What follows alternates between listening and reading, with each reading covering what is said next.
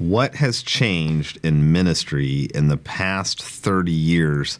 I am excited because today I have Kevin Pound with me from Billy Graham Evangelistic Association, who's just celebrated 30 years of being with Billy Graham's team. So welcome to the show. Super pumped to have you. And so I thought today it would be fun for you and I to have a conversation about what you've seen change going from I guess you started with more written correspondence to now doing digital correspondence. And then what stayed the same? So kind of you've learned a lot of lessons over 30 years. And so I thought it'd be cool for us to have just a quick conversation about that. And what are some things that you've learned that, man, this is always true. And these things, man, we've had to adapt this a lot. So welcome to the show. Well, thank you so much. I'll just start with what has stayed the same, and that is the gospel. In any kind of correspondence ministry, when we're trying to engage with people who are reaching out to the BGEA, we want to keep the gospel front and center. We always want to be Christ-centered, and we always want to be biblical. Right, sure. Because that's what Mr. Graham was always known for. Yes. What does the Bible say? So that's what stayed the same, is trying to keep our focus as consistent as possible. But what has changed, well, that's huge. Sure. I began maybe 15 years ago in what was called our Christian Guidance Ministry. And, we were receiving thousands of letters that all began with Dear Billy Graham. Right. And then eventually we moved into email, and we're receiving thousands of those. And so the context changed. Here we are trying to respond to people on behalf of Mr. Graham, and we had only so much time and so much space to do that. And so we had lots of Mr. Graham's writings and preaching to draw from.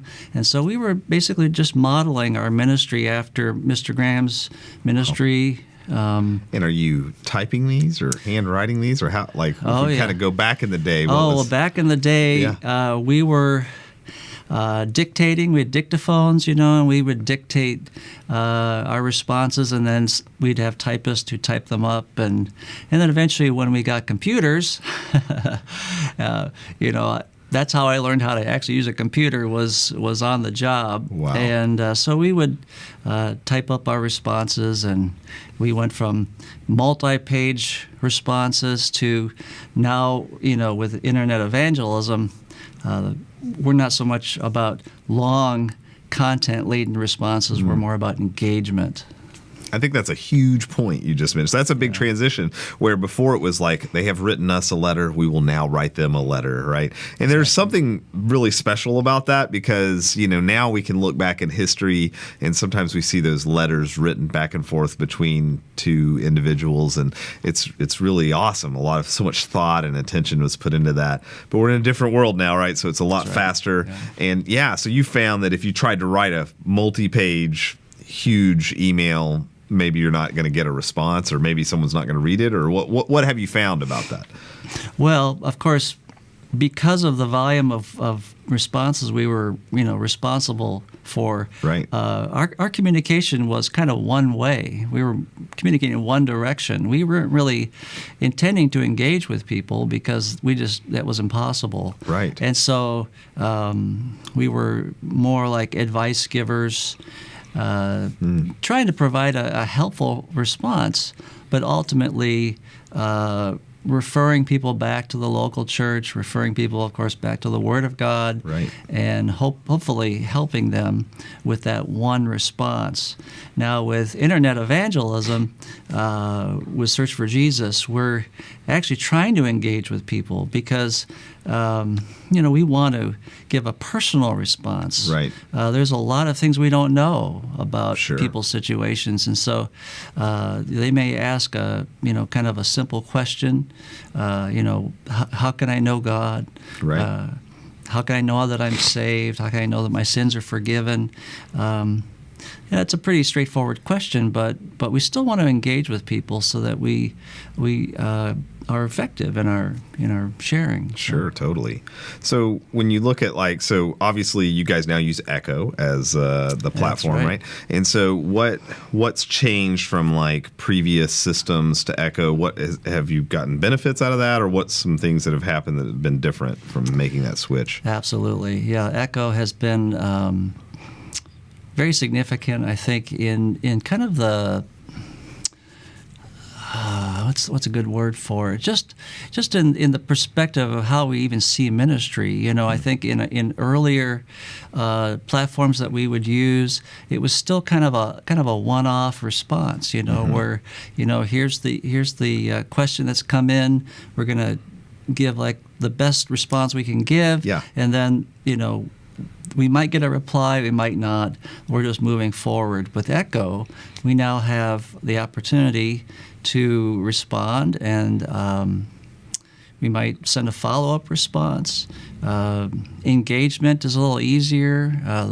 The platform is a lot cleaner, certainly more stable than the other platforms we've used. So it's just really been helpful. I think it has helped us take our attention so much off of the platform itself and just focus on the ministry. Yeah, we kind of have done our job well if we sort of fade away and become invisible. Right, and if you take us for granted, we're probably that's probably a good thing in our case. Well, thanks for those kind words. And then, what would you say to the statement "email is dead"? So I think a lot of people, we're always working with a lot of ministries or doing a lot of advanced things, and they may say something like, "Oh, email's dead." Do you guys get emails every day? Well, sure, we sure do. I mean, email certainly has kind of receded in terms of how people engage online, but most everybody has an email address, at least especially in the Western world. So that is still one way that people engage with others. It's not always the fastest way to engage. Sure. But it's one way that we continue to engage with people. It's certainly a way that people can come to a website, can respond to the gospel, and can share a question, and submit that, and for us to be able to engage. And so, and some people actually like email. I know some people, in my generation and before, the whole idea of live chat is still kind of intimidating. Sure. So it still, I think, has a future. Yeah, sure, absolutely. yeah, I would agree. And so, some of the things we've built that really directly from your team's feedback to us is filtering. So we have systems in place that will read the content of the email, determine its language, and then run it through.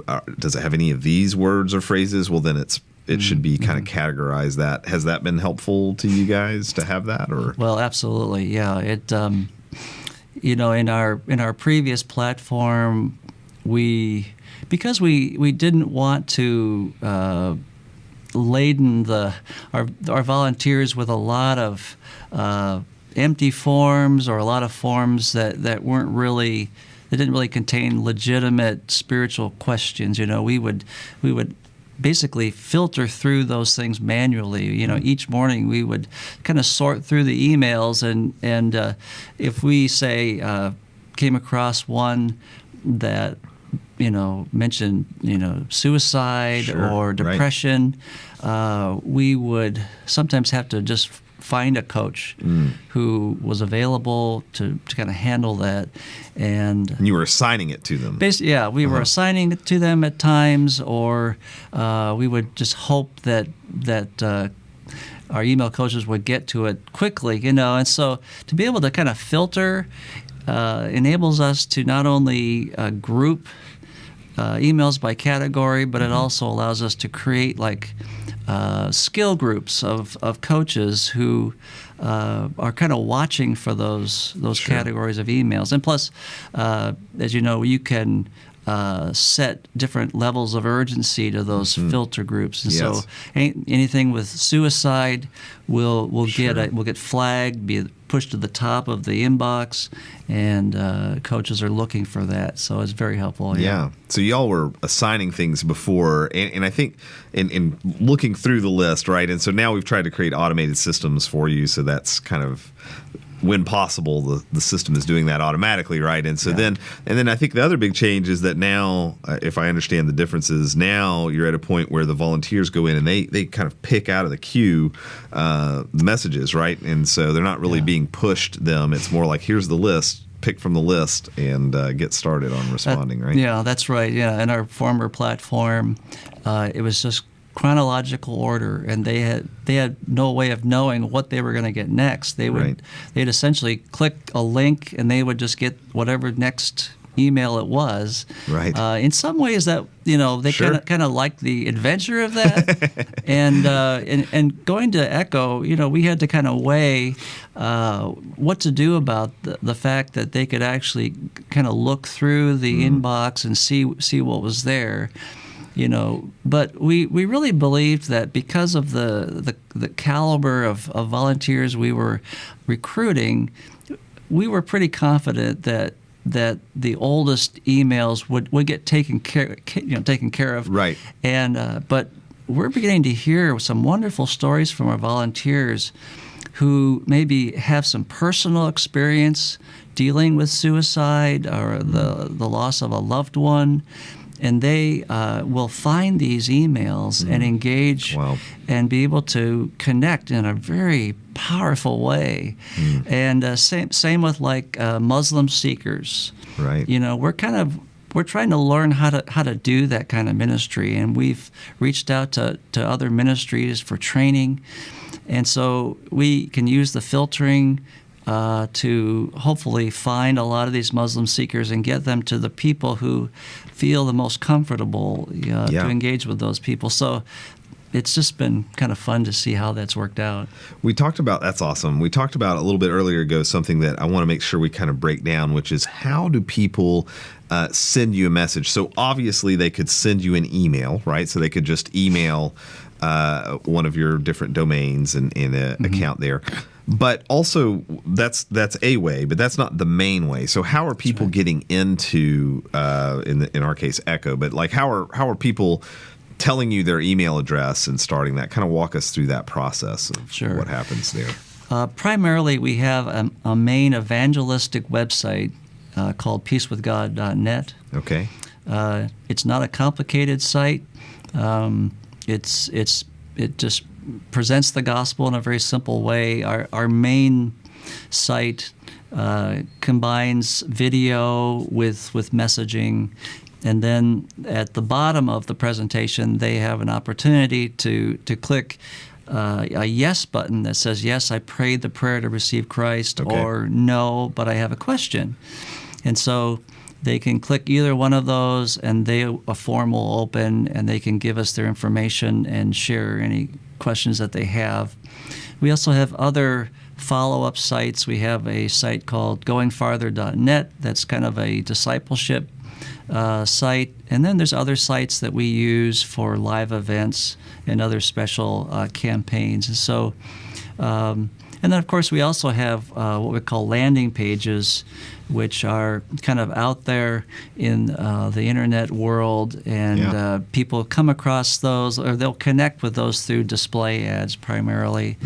And so they see an ad, they click on that ad, it takes them to a landing page that's very connected to whatever that ad was about. Right. Yeah. Maybe he has a video or text that's very thematic with that, but then there's a way for them to also do a form, but you'll be able to track that, right, and know that those conversations came from that. Yeah, that's great. That's awesome. And then, you're here with us this week, and our big focus has been reporting, right? So, that's kind of why we're spending some time this week together, is talking through reporting and what we can do with that. And so tell us just a little bit about reporting, because it seems like you do spend a lot of energy there as well. Yeah, reporting is... It's something we're still trying to learn more about. One of the things with online ministry is what is true impact. It's one thing to get people to come to your site, to click around the pages, to click buttons, even to fill out forms. But how do you know when you've actually accomplished your mission? Right. And so that's what we're trying to really grow in our understanding of, well, what does success look like? Yeah. So we're trying to figure out ways that we can do reporting more effectively, so that our evangelism dollars are being used as effectively as possible, and also for doing a better job in training and equipping our volunteers, because they come to us. We do try to recruit people who have some experience with evangelism and certainly have a passion for evangelism. Right. But when it comes to doing online ministry, we're trying to learn from others who are doing it. And we're trying to kind of find our own way in some sense, So we're always trying to figure out what's the best approach. There isn't like a magic bullet, certainly, but we're trying to use reporting, right. to improve what we're doing. So, well, to kind of close this out then, and to put you on the spot. So what are some good things that, like, if I was a new ministry, or ministry that's not obviously at the same level, size ministry that you are, what are some advice, and if I was able to call you up on the phone or whatever, what would be some advice points you'd give me around email ministry, and doing that online? What are some things to look out for? Or what are some things that, just what would be some advice you'd give me? Well, in preparing for this role that I'm doing in my current position, I certainly looked around and tried to learn from other ministries who've actually been doing this longer than we have. Certainly, one thing is, don't try to answer questions that haven't been asked. It's very easy to make assumptions. Yeah. And so try not to assume things about people. It's always appropriate to ask questions, to learn more about who these people are, to show that you care about them. Aim for engagement. When you ask those questions and people respond, treat them like regular people. You're not an advice columnist. You're trying to connect with people. So be personal. Use the Bible. There's a lot we can share about our own lives, and that's good too. But use the Word of God. The Word of God is effective. And I think, especially in this day and age, it's important to be brief.